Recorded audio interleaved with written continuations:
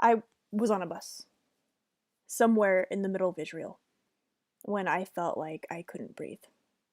I felt like I was a fish writhing on the edge of a pier, gasping for breath.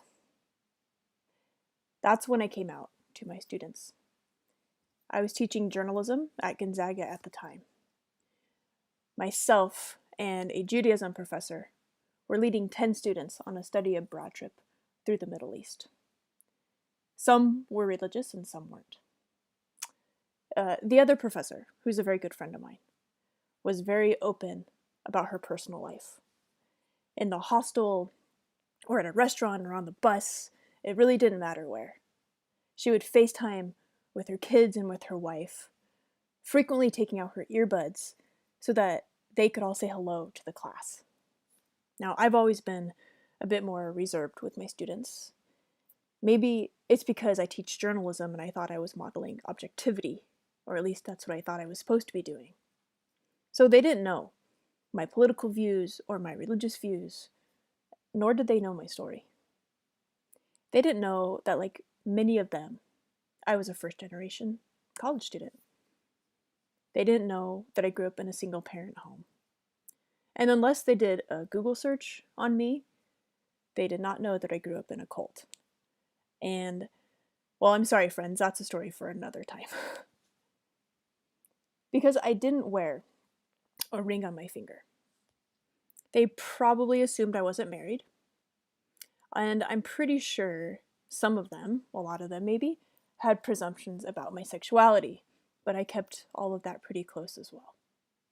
All they knew for sure was that I was a journalist specializing in religion reporting, that I loved cycling, and that I loved animals, especially my dog and my 4 chickens.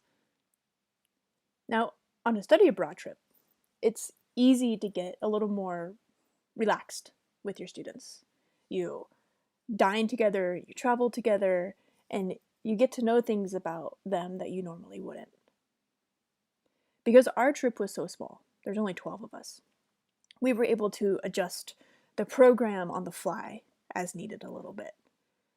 You know, sure, we could give you a few more minutes of the shuk, or we could go have shawarma for lunch rather than more hummus. Or we could build an extra time to go over how to use the audio equipment. Now, we spent hours on the bus traveling back and forth from Israel to Palestine. The students had pretty heavy writing assignments and pretty heady reading assignments due. And after a few weeks, we could tell they were getting worn out. So when they asked us for a day off, we said yes. When they pushed a little further and asked not only for a day off, but a day trip to Tel Aviv to attend the Pride Parade, we were intrigued, and after some discussion, we agreed. Now, the drive to Tel Aviv was a lengthy one. So to pass the time, the students were listening to music and they were chatting, and our tour guide was wearing a rainbow hat. And there was this rousing energy moving through the bus. For me, though, my heart was heavy. To me, pride has always had a more serious undertone. Now, don't get me wrong. There's something about the colors and the crowd and the music and the parade that's fun and freeing. And I was thrilled at the chance to be able to experience one of the biggest pride events in the world. But ultimately, what brings us together is more than that. I go to Pride so that I can walk the streets knowing that the person next to me has likely also been misunderstood, judged, maybe even forsaken. We are a community of misfits who, for one day, get to celebrate that. And I felt like it was important for my students to know this.